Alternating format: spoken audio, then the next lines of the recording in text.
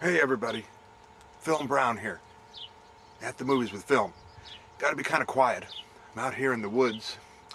Maybe last week thereabouts, you might have heard about that meteor that crashed through the Iowa skies. My daughter called me in a kind of a panic that night. She was driving home from Waterloo and looked up in the sky, and there it was, this big fireball right behind the clouds, and it burst into a big explosion. Well, they tell us it was just a meteor. I don't know. I don't know if I trust that. What do weathermen know? Huh? Now, I heard that out here just outside of Marengo here, out here in the woods, might have crashed out here. So I'm out here looking for remnants of that thing. Might find a spacecraft. Whoa. Oh, hey, that would make great news. And of course, it would never, go very far except in the tabloids, right? But, hey, gotta try.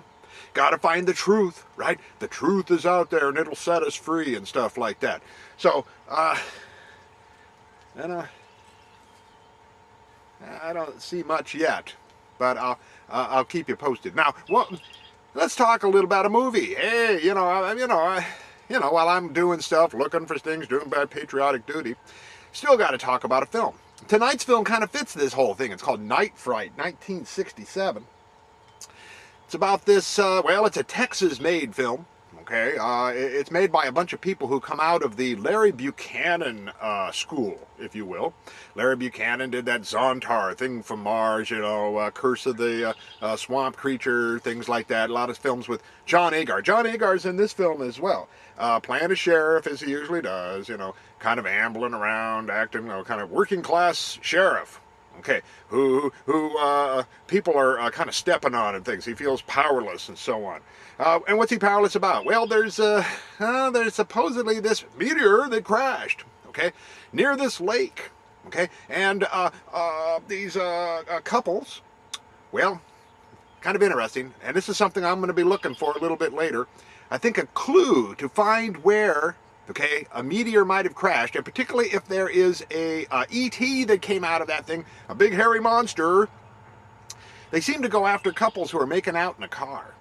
Okay, so I'm gonna head up out here and go to the to Marengo's sort of hangout, teen hangout, and see if now it's in the day, so if they're out there doing that now, okay, be pretty easy to see. Okay, but that's got to be a clue. Okay, because every time you see some couple out there making out in the woods or dancing by the lake, dancing in the moonlight and stuff like that, monsters lurk. Seems like, monster lurks. It seems like this monster only wants to get college people, okay, or teenagers. Okay, I didn't look and see if how many credits they're registered for. Does get a sheriff deputy guy, and I wonder, he probably taken some night classes. So they're kind of like, gotta get him too, okay? Now, the film was directed by James Sullivan, okay?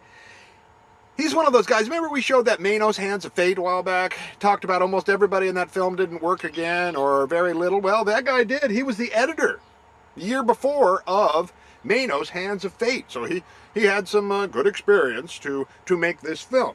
But he was a regular working with Larry Buchanan. He was a production manager and a kind of a grip and a camera guy. He did a lot of stuff, as a lot of these people did. I was looking through the credits. A lot of those guys, like Jack Bennett, who did the special effects. He did the monster. Okay, he did some work also for Larry Buchanan. So he's got that great resume going for him. Okay, now the guy who wrote the film, was this guy named Russ Marker. Basically an actor. The same year, he played a bank guard in Bonnie and Clyde. Yeah, so heck, working in the two venues, right? Writing the great film like Night Fright, and also, playing a guard in Bonnie and Clyde, that great opus of youth cinema in the middle 60s. Well, I think you're going to enjoy this film. John Agar does his usual best, or worst, and be careful. Gotta wonder. Now, my theory is this, okay? Why it might have landed out here, okay, around Marengo, is that I think they got wind of this Well, don't let it get around too much, but Marengo has a blossoming space program. Yeah.